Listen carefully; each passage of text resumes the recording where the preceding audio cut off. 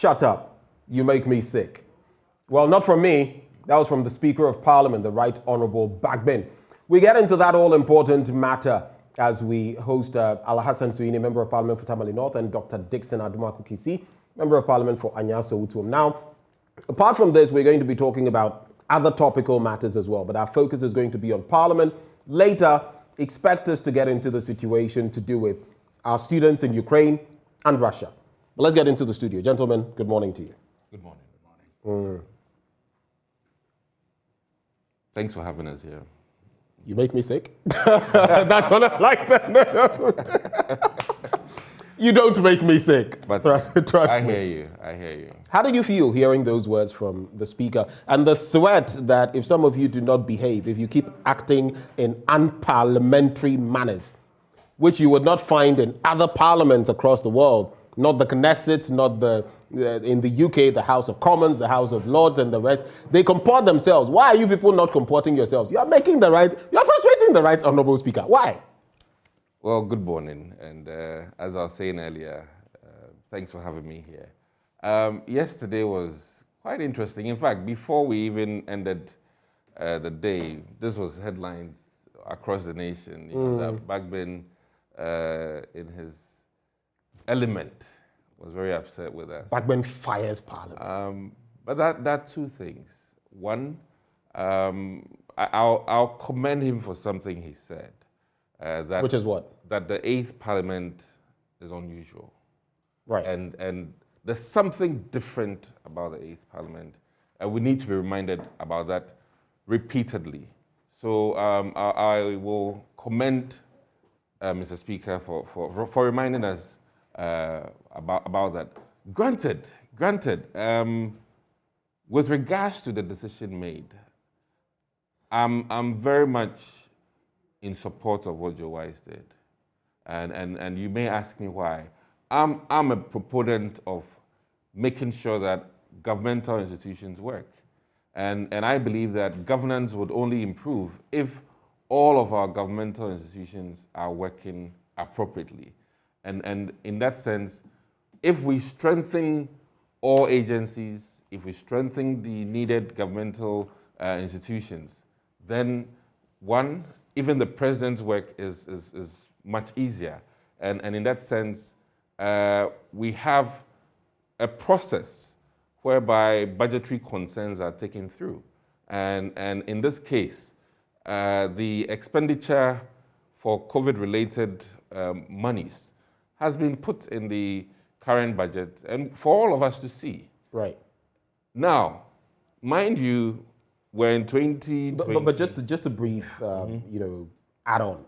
Yeah. There still aren't clear details when it comes to some of those statements you reference. I mean, when we talk about how much we've expended on schools and on PPE, for example, there's no proper breakdown that we sent X number to X institution at X cost. Those are some of the details. Plus, we've been told, especially from the minority end, that initially what was budgeted for COVID, the finance minister came back, there was extra spending, 8.2 billion, the 10 billion bid, and all of these, it's become a pot of accountability that we cannot pinpoint, go down to and disaggregate and say, X went here, Y went there, Z went there. That is the problem. I think that there's opportunity for any member of parliament to raise a question. And if you are particularly interested in maybe the monies used for feeding, which is also part of the expenditure, right? You can raise a question and go in depth. You're talking of is this 50 million plus that was expended on I'm just supposedly feeding using that as an on example. Nothing prevents any of us from raising that question. For the minister to come and give us an in-depth account of that specific, item on the budget. Now, these are questions that can be raised. I have no problem with that. But the whole point is that it's going through not just the COVID expenses. A lot of expenditure from 2020, 2021 will go through the needed auditing regime in governance. And I think that we should allow them to do their job. And then when that is done, when we need to go beyond and above what the ordinary system has done, then, my whole thing is like, personally, if there's a case at the lower court, the Supreme Court cannot just take it, just like that. I really have a problem with that because administratively, something happens at the district, it has to go to the region and then to national. These are the way. So you feel procedurally, absolutely, this hasn't gone through the right process. It hasn't. But I felt on a matter like this, yes, you would have it to be raised. And I think at some point it was made mention of that. If you feel this is, a topical issue, present a private member's bill, which is what was prevented, and then, admitted, so to speak, by the Speaker of Parliament, only for Joe Osei-Wusu, the MP for Bekwai and first Deputy Speaker, to take over and say, for X, Y, Z reason, we are not going to admit it. And you throw it out. And I really think that the two schools of thought here is that, one, do we want governmental institutions to work? Will we embolden them? I mean, and from even apprenticeship standpoint, if you want institutions to grow, you strengthen them. If you want institutions also to grow and be responsible, you make them accountable, responsible. Absolutely. And why don't we initially wait for instance, the audit department in this country to come out with, the in total analysis of I disagree with you. You know why? Why? Oftentimes, why is it that we have all the wastage? The 12 billion that we've been talking about. How does all of that come about? It's because we wait till the rot festers, till the economy suffers from gangrene, and then we come back and we want to. By that time, the ordinary taxpayer has lost what is due him. There's the opportune moment to prevent that from happening. I believe in preemptive strikes. I believe in preemptive things. But the case in point is that these are expenses that have been made. And that is a closed docket. If it's 1 billion that was spent, it's spent. And what we want to do is to go after and get a better understanding. And let me just make this always clear. And I really would beg the editorial services of most of the media houses to make this clear that, listen, the 12 billion, as we've worked on, and as we do work on, eventually turns out to be about 60% that is not really wasted. No, I've always insisted as well that regardless of the pot of what goes into it, that figure has been put out there. I'm not saying that specifically it is X or Y, but I'm saying that whatever it is, whether it's a 9 billion component or an 8 billion component, let's not get there.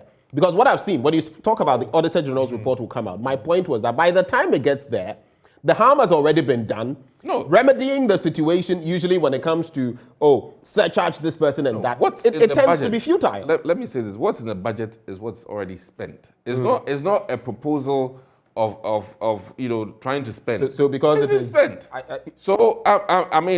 Listen, let's come in simple terms. You're making a travel trip to, let's say, France. You've gone, you're back, you spent X amount on tickets, you spent X amount on hotel expenses, X amount on feeding, and then you stated, and then somebody is claiming that, it's not clear enough. We want to know if you had coffee, how much sugar you bought, all of that. Fine, fair enough. It's a good question. What I'm asking is that there's an audit procedure. Let it go through the audit procedure. If you realize that one individual cannot take that much sugar, then that becomes a question for even all public discussion. And then the institution that is supposed to handle that, let it handle that, which we have in Parliament, which is the Public Accounts Committee. If you're not satisfied with the Public Accounts Committee, then you take it up to the next level. But here's a case that we want to, as it is, double the efforts, fine, but we should not take up what an institution has been created for to do. Okay, so I'll come back for your take on the response of the Speaker, because that is where I started from, but I see you've woven into the bit about what partly triggered this whole thing. His ruling being overruled by Joe Osei-Wusu. So I want your take on this entire private members bill, how it even came to Parliament, why it is important, and why you shut up. Whether no, well, maybe not whether he would shut up, but whether it was the right thing to do procedurally, before we come back to whether the Speaker in his mannerisms and everything got it right. Well, good morning to Doc, good morning to our viewers, especially the good people of the Tamale North constituency. Maybe on a lighter note, who said A reminds me of who said Chia. Who said Chia? How that's... We've still not found who said Chia. The person was never found. He lost his job, though. I mean, yeah, the person got fired for simply saying who said Chia. We have lived in interesting times in this country, and that was all due to, the anger Ghanaians showed towards the representation that they had at the district level, right? Especially in that district, and it got results. I'm just thinking of Adwoa Safo and how she has abandoned our ministry, and the president doesn't even have. It looks like nobody even cares that she has abandoned the ministry, and that the president who appointed her should do something about it. It looks like no one cares.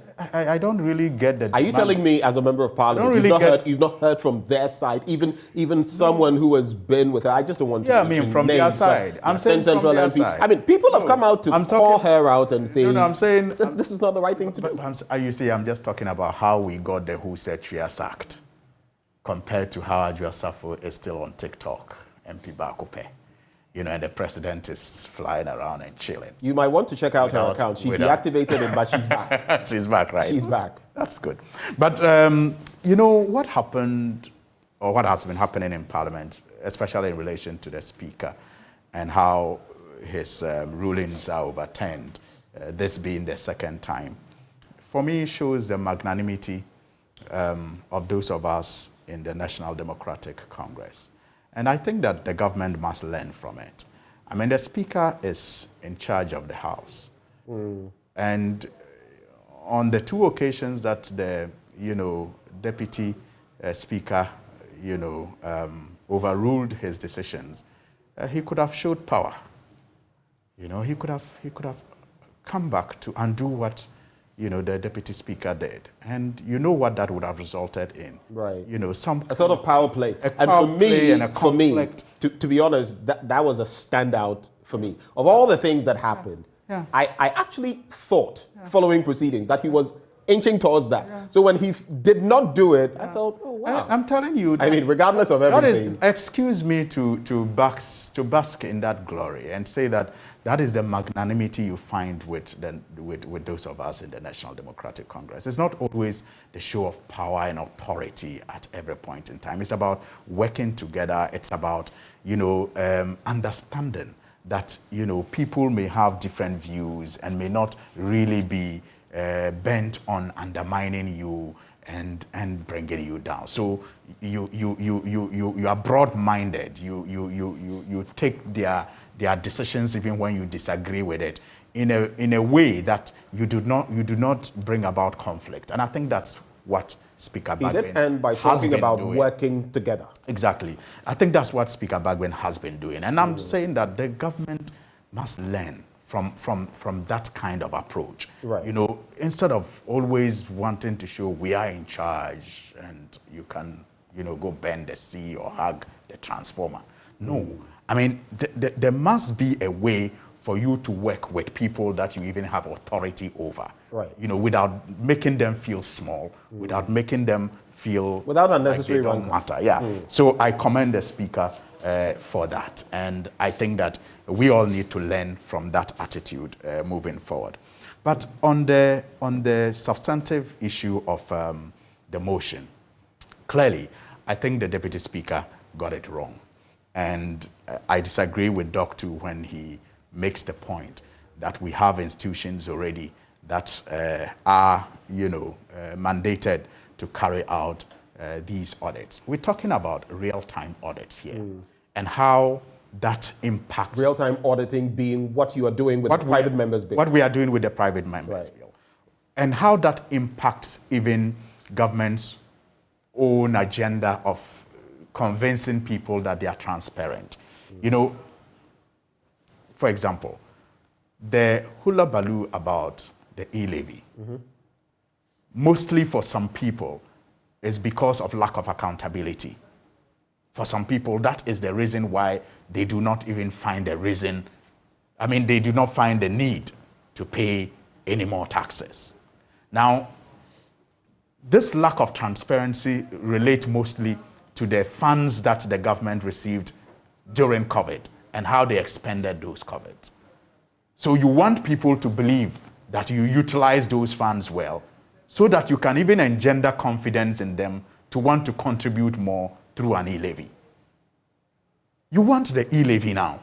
You don't want it in the future. So why don't you take advantage of this real-time audit to demonstrate to the people that you are indeed utilizing funds that come to you to their benefit, so that they can, go ahead and contribute more to you. Now, it is not just the minority that is calling for this. Only this week, Send Ghana, you published that story. Your media house published that story. Made a similar call for a special audit to be done on the COVID funds. Why? Because they have also identified some irregularities, even in the reporting. It may not be misappropriation or misapplication or even corruption, but if the reporting is not right, anyone can be forgiven to assume that the money has been, misapplied or squandered. For example, they talk of water subsidy, where they revealed that the 2020 mid-year budget, approved 560 million Ghana cedis for water subsidy. Right. But the 2021 updates only provided for 276 million Ghana cedis. So what happens to the rest of the money? Because if you look at 560 million Ghana cedis minus 276 million Ghana cedis, that's a lot left unaccounted for. Maybe the information is somewhere. An audit such as the one we are calling for in real time will provide the answers. Again, they talk about electricity subsidy and how 1.1 billion was approved. Right. And yet in the 2021 budget statement, no updates is given. What was the 1.1 billion used for? Which institutions benefited? VRA, Gridco, which ones? How was it distributed? Or was it squandered? I mean, in the absence of any updates, you can't blame anybody for assuming that it was squandered. So you feel this is valid, bringing this up at this time, because we don't have enough information to corroborate what we're being told by establishment? Absolutely. That's basically what Absolutely. So the point about our private members' motion, it's ensuring that we play our oversight rule. And you see, the institutions of state that are mandated to carry out audits and others, do not take away the oversight role of Parliament. We can, at any point in time, that's why they say we are the masters of our own rules, inquire into any other matter that is of national, concern. And our motion was to inquire and not to carry out an audit. It was an inquiry, not an audit. An audit is different from, carrying out an inquiry. Maybe you will carry out the inquiry and raise issues that will lead to an audit establishing the veracity or otherwise of the issues that will come up.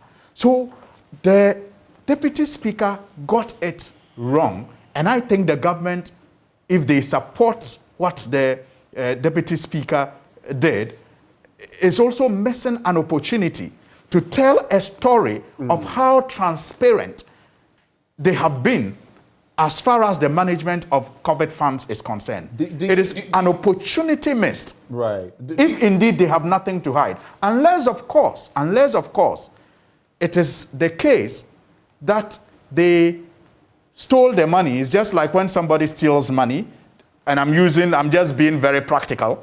When someone steals money, the money is in his pocket, and then you say, let's search him.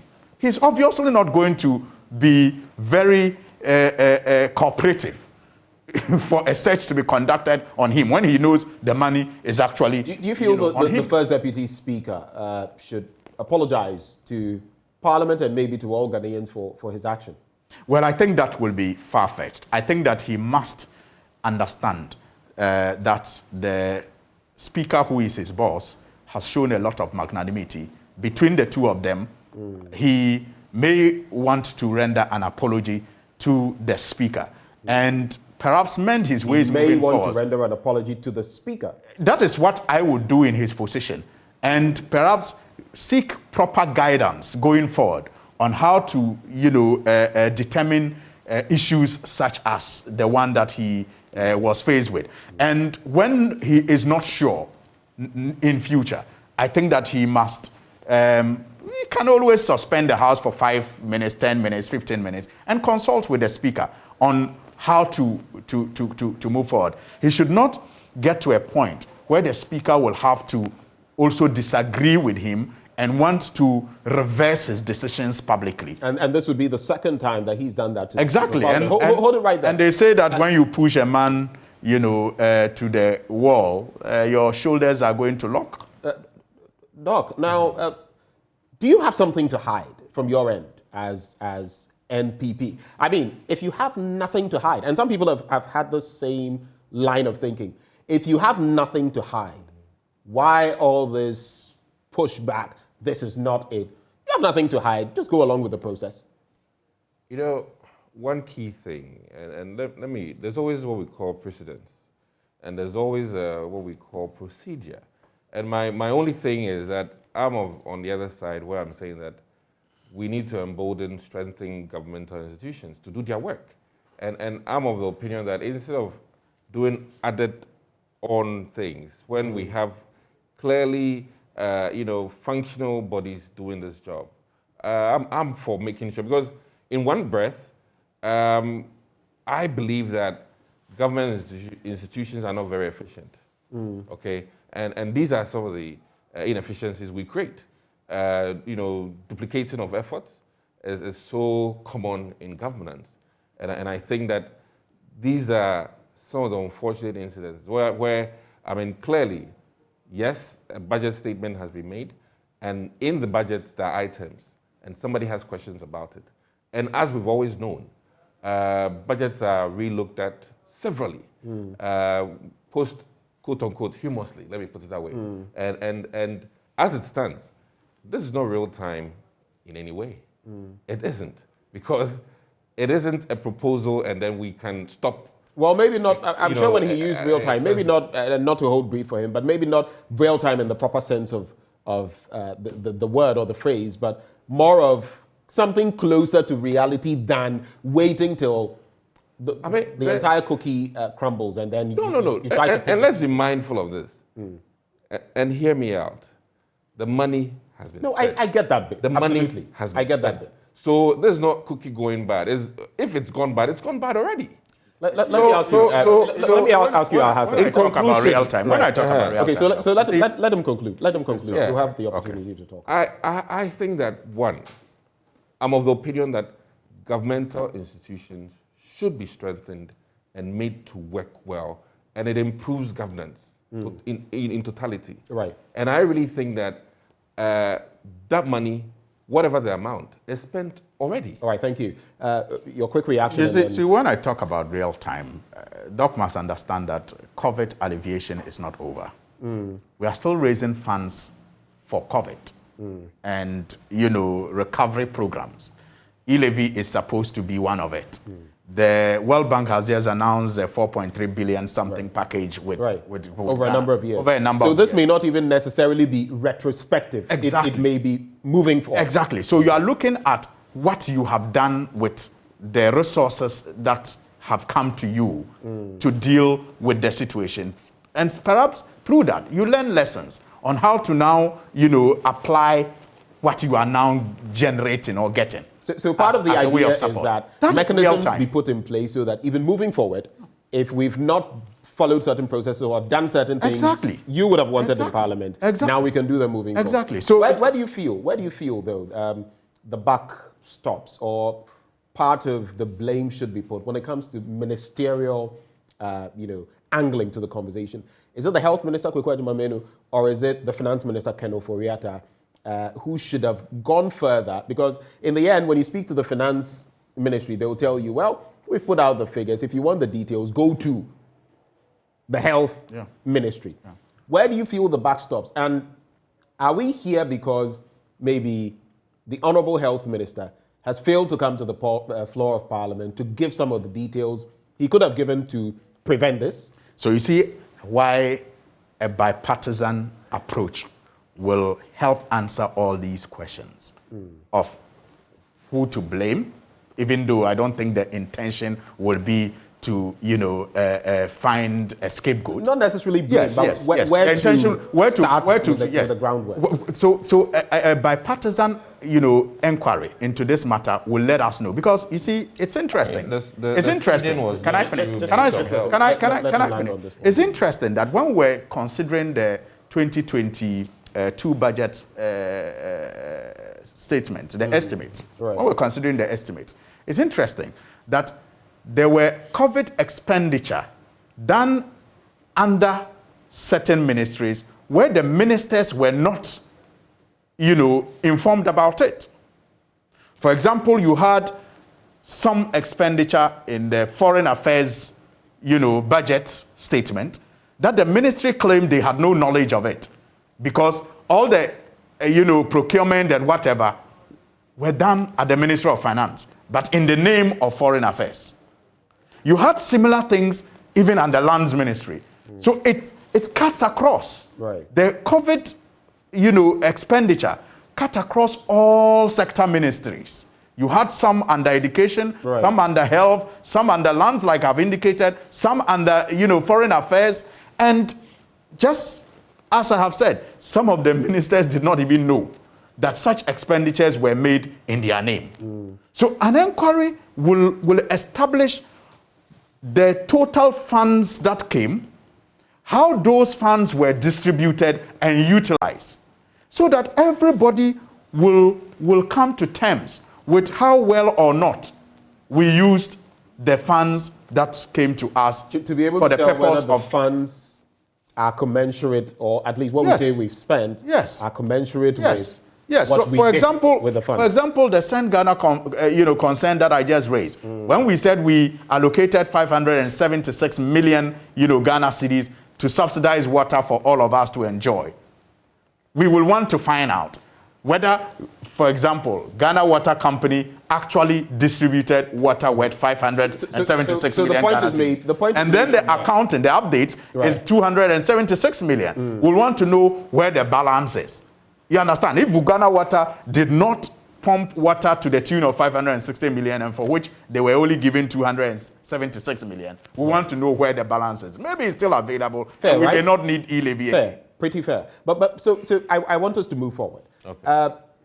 Now we've got to the point where Jose Wusu, gave the counter ruling, for which reason all of you got blasted in Parliament yesterday. Can we find middle ground on this? Because the Right Honourable Speaker, like we've said, stopped short of overruling the overruling by Jose Wusu, which for me, I felt was a sort of mature way, if you like, of dealing with the situation. What is the way forward? Because he also gave an alternative to your side, the minority, that if you still want to pursue this, there are processes to follow. Can we find middle ground? Because for me, sitting here, not just as a media person, consider me an ordinary Ghanaian, I'm becoming worried with the fact that every day in Parliament, it is kika, you are running kiti kata kata all over the place. Why? Can't we find some middle ground? And what would it be from you? You two, briefly. You see, I don't think that it is fair, first of all, for the Deputy Speaker and those who believe with him to assume that because we have state institutions mandated with the responsibility of carrying out certain activities, then Parliament's oversight role in those areas must cease. I mean, if we went on that tangent, we will be reducing, the ability or the responsibility of Parliament. Even question times, maybe, people may wonder why you have to question a minister. I mean, media, you do it every day. I mean, so why do you really want to file a question to find out whether a minister has plans to establish a school in, I mean, what is that for? So we have in this Parliament set up committees to investigate even cash for seats.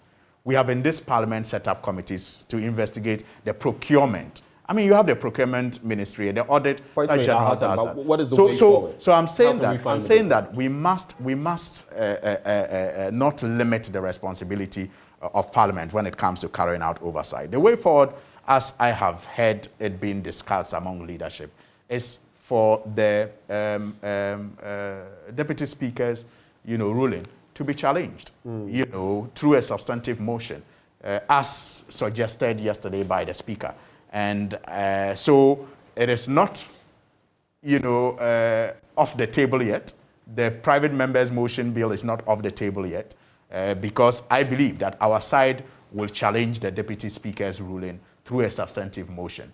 And just as it was already admitted by the Speaker, it is my belief that it will be admitted.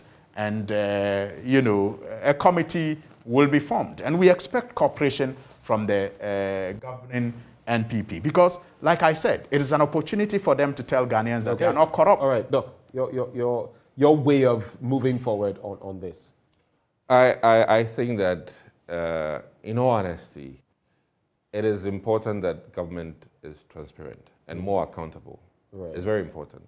And I think that looking at the concerns raised today and even in the public domain is probably more appropriate that we let the individual ministries come out with more details. Right. Granted, as he rightly said, some things were done on the behest of cabinet, and somehow, some way, some ministers were not aware.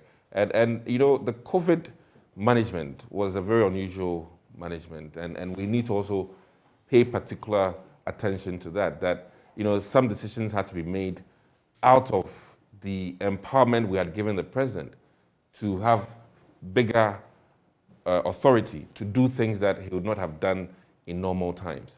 And in the likes of, for instance, trade ministry supporting textile industry during the COVID era. I mean, that's very unusual if you can, they changed a lot of things. Yeah. And we must bear in mind that these were, quote unquote, times of war against COVID.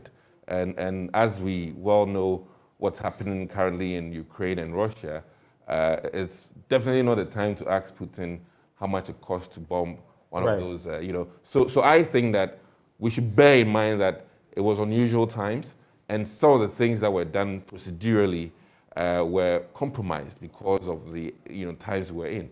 But I'm for more transparency and more accountability, and I believe in the finance ministry, and I think they'll go above and beyond. So then you believe that maybe this motion should pass. The motion should pass so that necessarily. I mean, these are we can get the transparency and accountability and probity. A question on the floor can draw some of these out. Should the health minister, for example, come and answer some of these questions? Oh, he's been answering, and I think that unfortunately, if he had been given enough detail, the sort of details they wanted, I wouldn't be saying should he be brought back.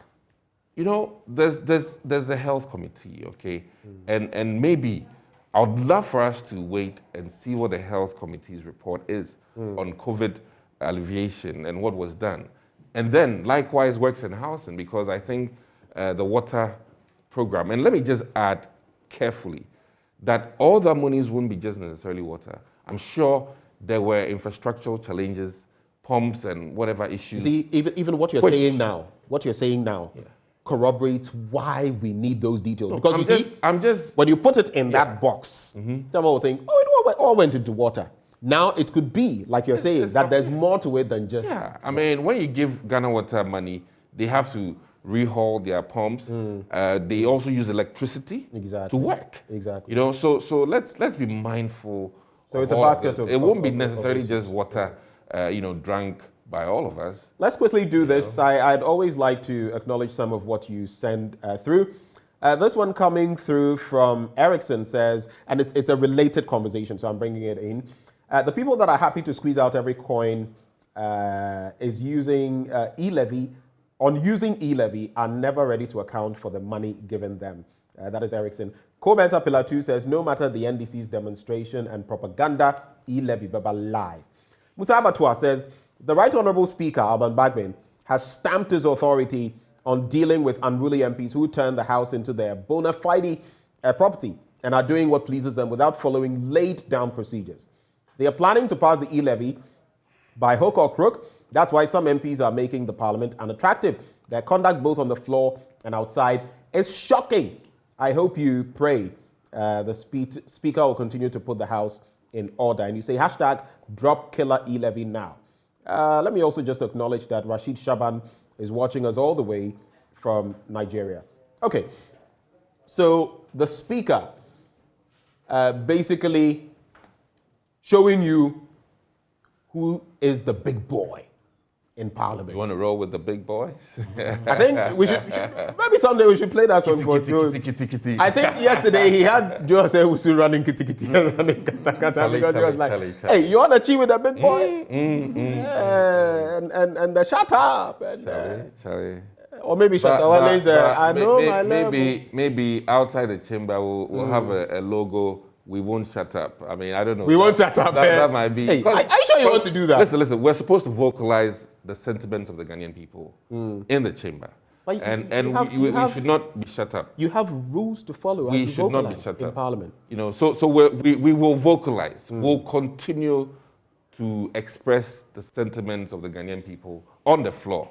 Okay. And it might be distasteful for the speaker, but in as much as I'm there to represent my people, there are over 300,000 people, I will always vocalize when I have the chance and won't shut up when I have the chance to do the right thing. But you know, you're right. You're right that there are procedures to follow in the House. I mean, it goes without saying that as for talk, that is what you're there to do, to deliberate on matters. I don't think that, and if to put it in context, the Speaker was not shutting anybody up who was on his feet to make a point on behalf of his constituents. Right.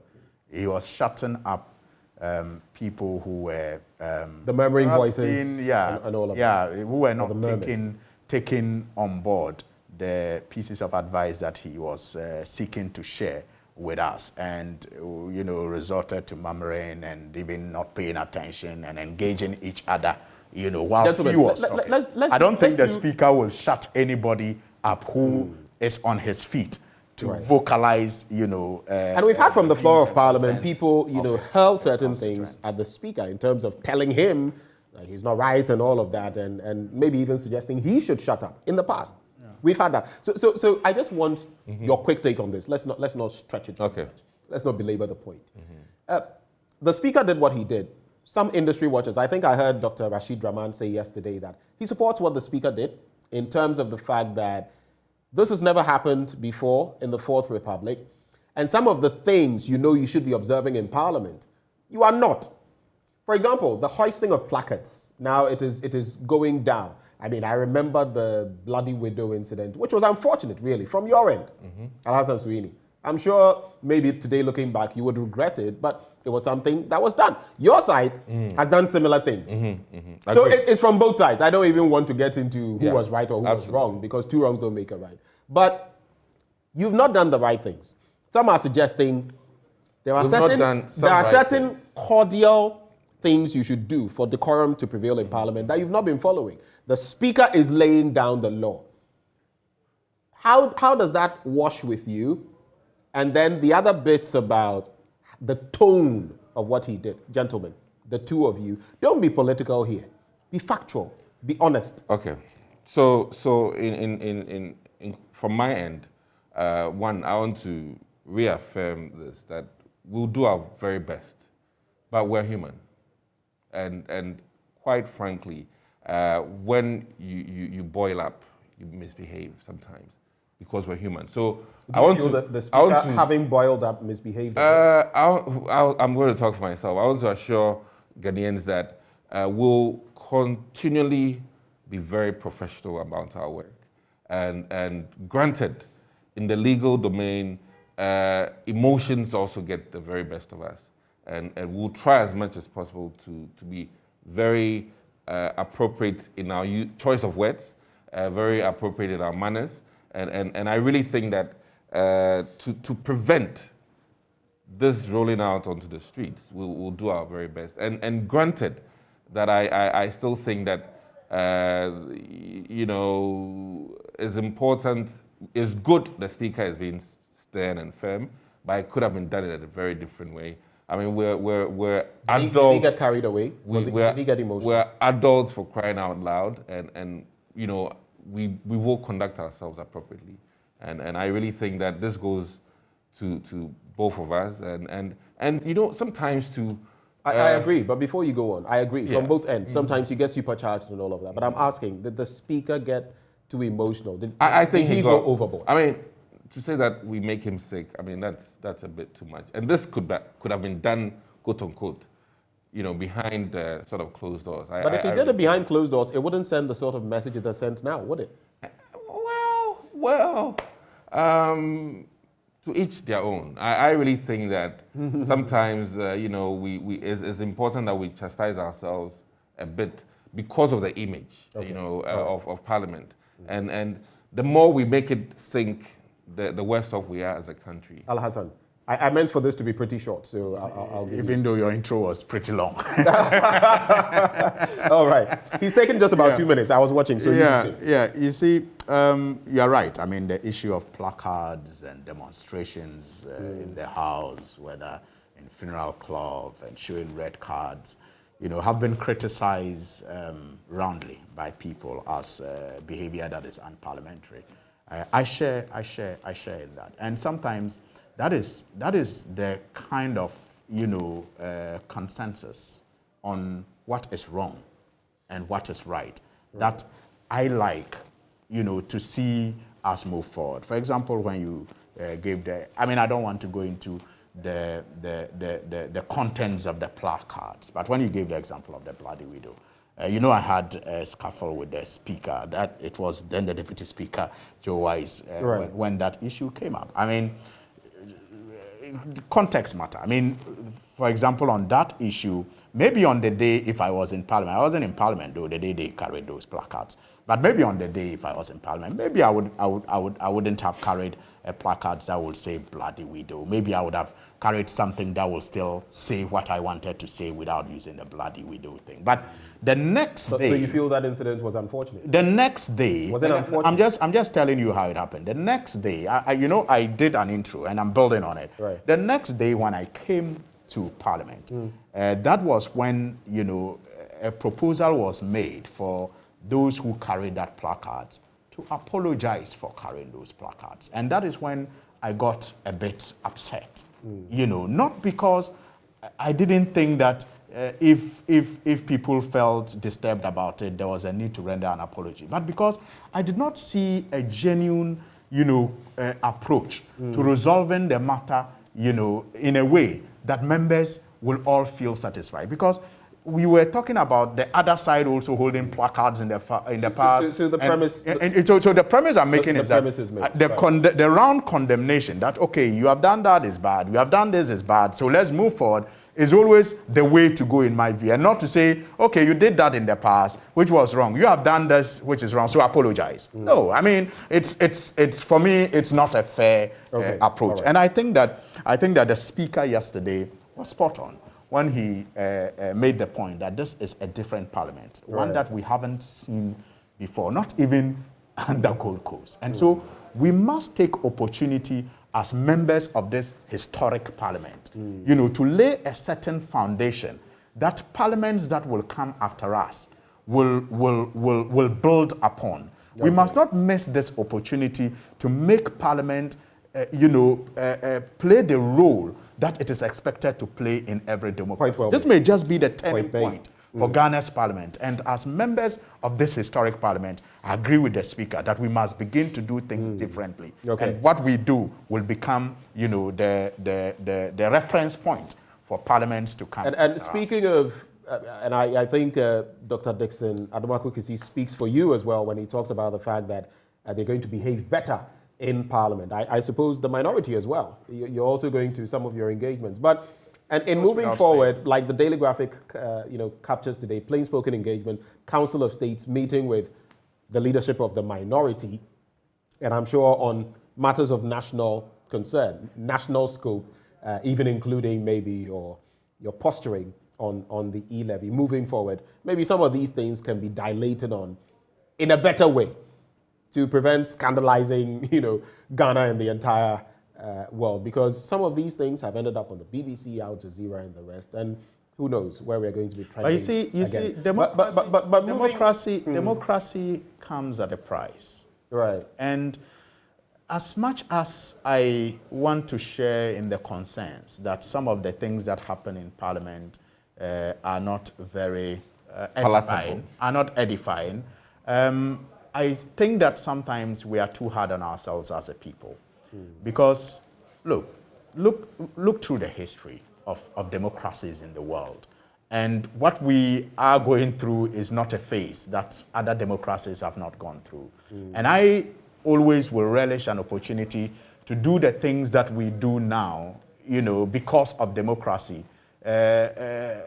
compared to the lack of the opportunity to do them under any other You concur then regime. with, is it Johnson Ketia, or is it former President Mahama who said that what you did that day was a fight for democracy? Yeah, you see, there are times that, in fact, they are not.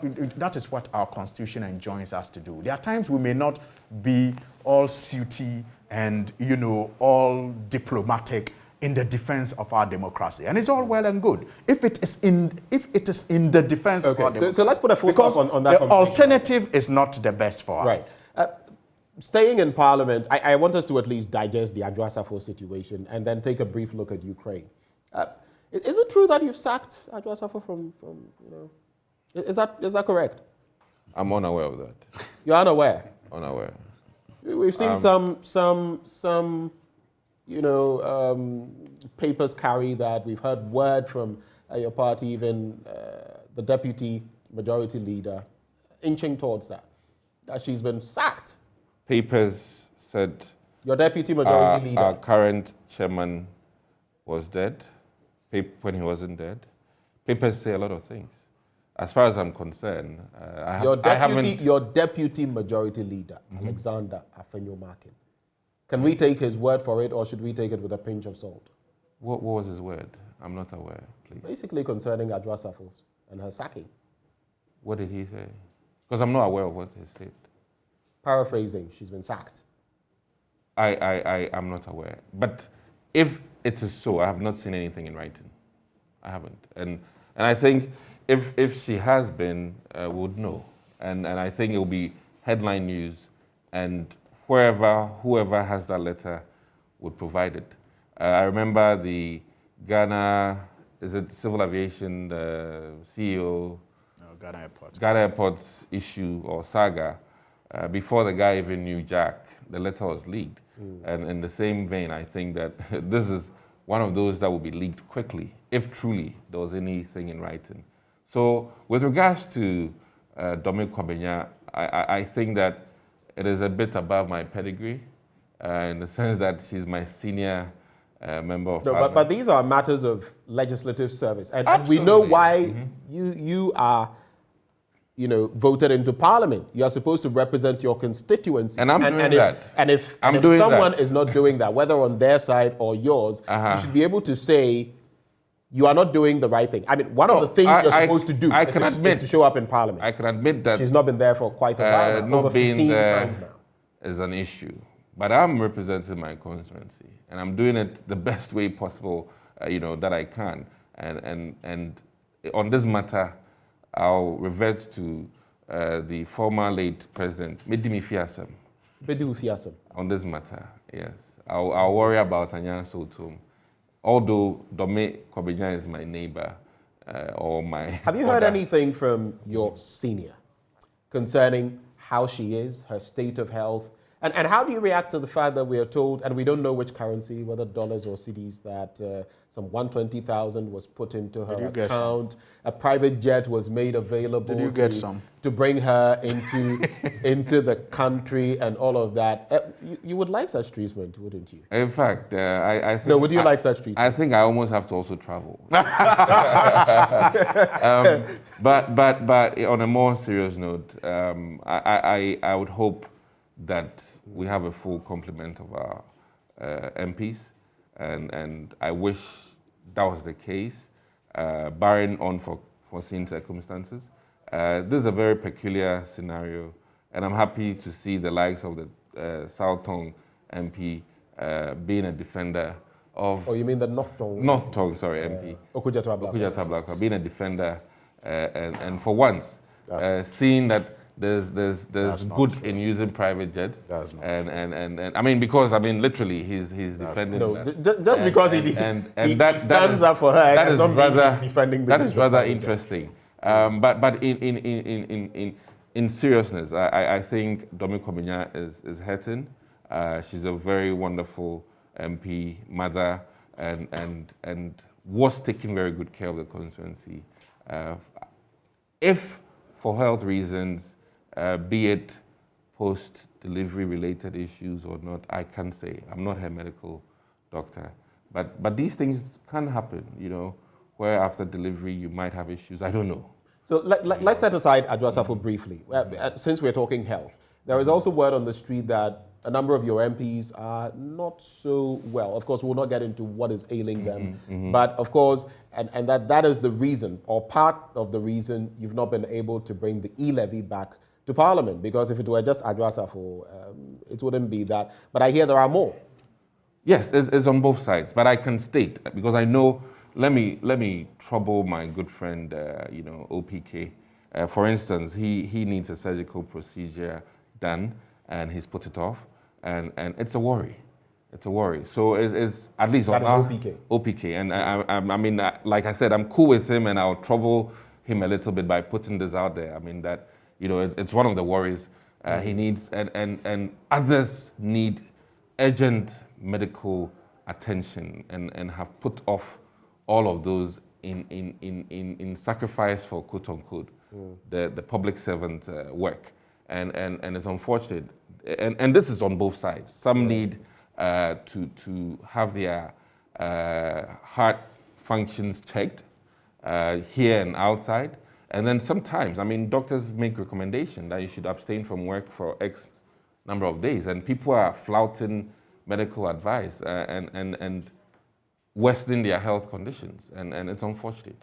So I really, it's not just an MPP concern, it's literally across. I mean, many key engagements outside on our own, I mean, to help Ghana gain more foreign direct investments have been brought to a halt, and delegations can go out to even sell our country simply because members of parliament are now sort of, in a way, hand-tied. So I get the picture. Yeah. Quickly from your end when it comes to Adjua Safo, and maybe your take on all of these happenings, whether she's been sacked or not. Well, I've heard different things, though, about the procedures to follow in this instance. We had, you know, the Tamale Central MP, Murtala Mohammed, here yesterday, who was saying that it has to go through the committee, and a committee to be formed, to the plenary, and a 2/3 vote and all of that. I've had counter arguments that no, that is not the case, because obviously your end will not vote in favor of, you know, removing her from what we've been told.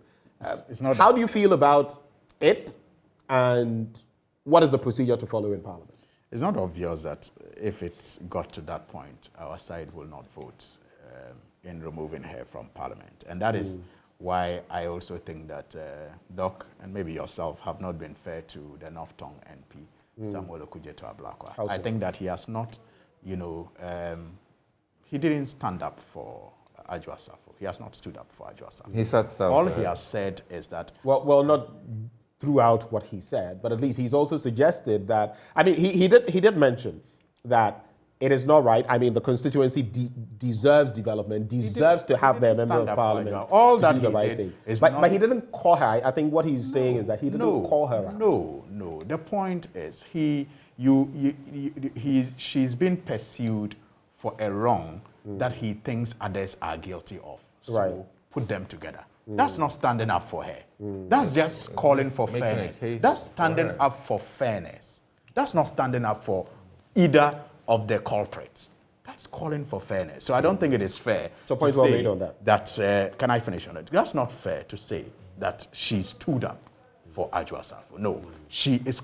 He's calling for fairness. That if you are going to treat, so all of us couldn't call for fairness. If you are going to treat Adjua Safo this way, then treat all others who are equally guilty the same way. Okay, that's not standing up. Hold just a second. My sincere apologies for this. I have to do this. Pardon me. Yeah, you always. I see. You always.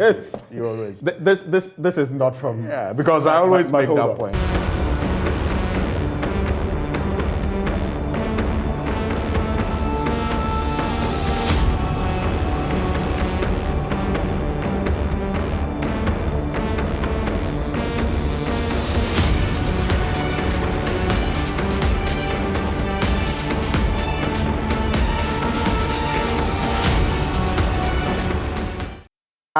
That's why I have to. So you were making a point, to be fair. I'll let you land on that so we can quickly look at some of the comments passed and call it a conversation. You know, you were talking about whether Joa Safo is sacked or not being sacked, and what other people in the NPP leadership are saying and all of that.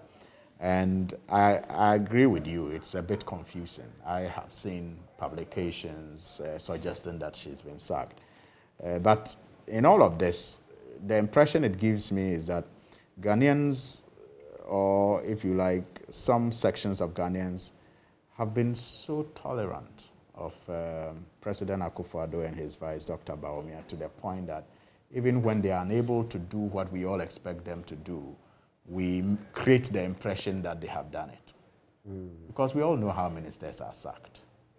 You know, but in the absence of, you know, that, you know, process of sacking the minister, you get publications trying to, you know, perhaps manage the situation by saying that she's been sacked. The president has the appointing authority.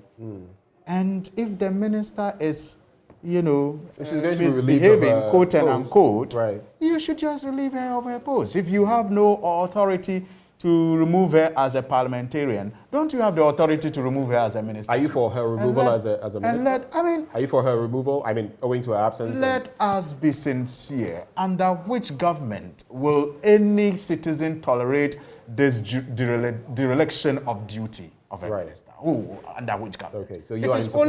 It is only under a government that we so tolerate. We don't want to blame the president or the vice for anything, and so their appointees, no need for it. Their appointees can misbehave and misconduct themselves any way they want, and we would still, you know, have the patience to discuss and talk about it. I think that it is unfortunate that we are at this stage where we do not even know the state of Adwoa Safo, either as a minister of state or not.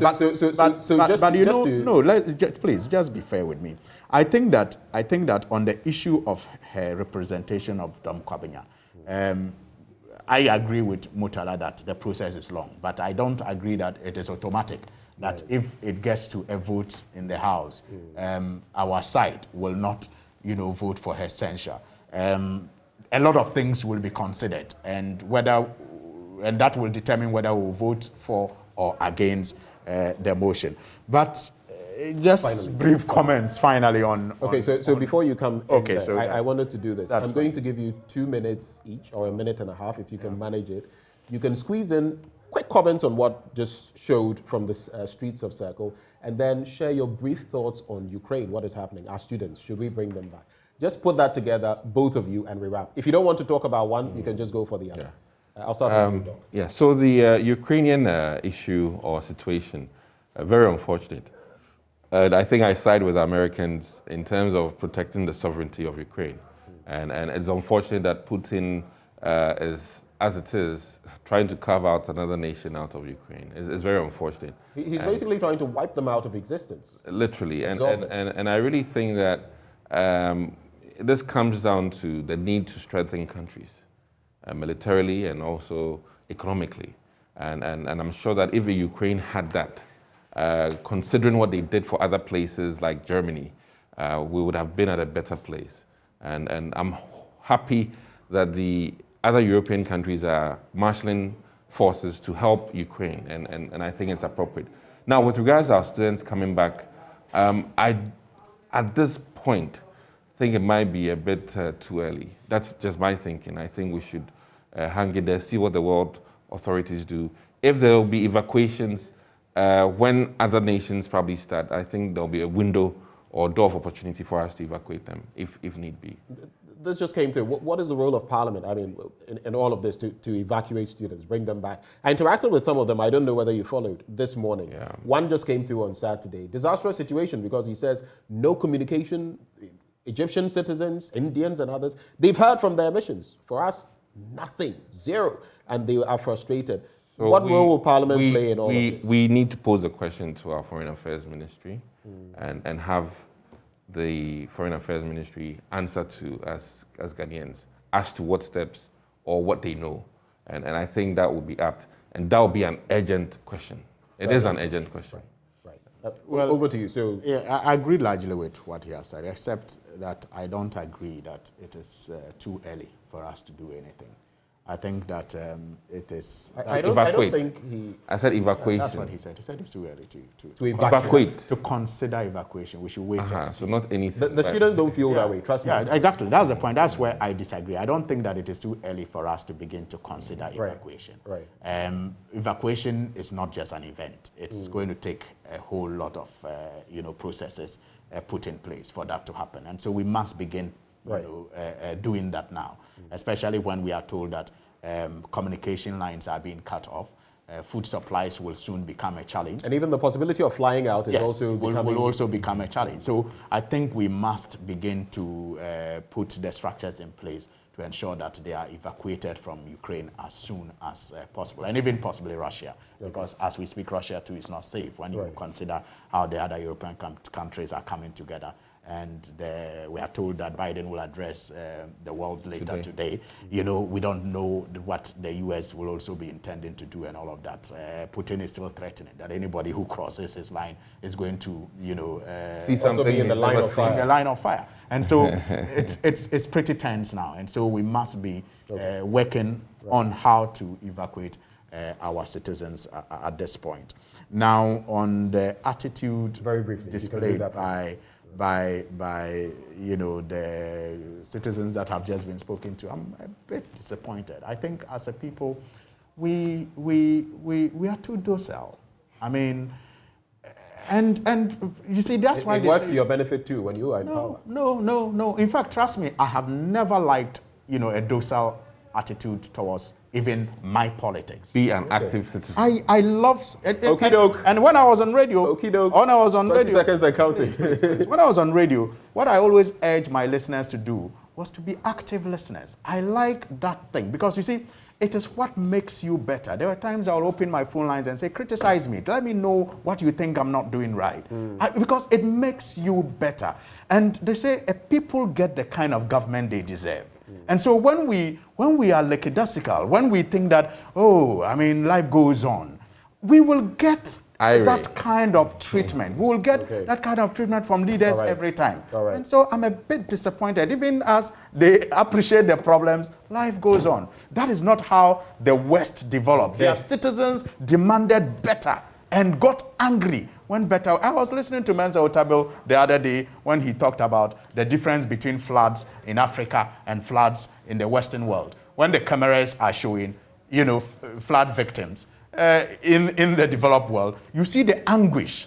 You see the devastation. They feel it.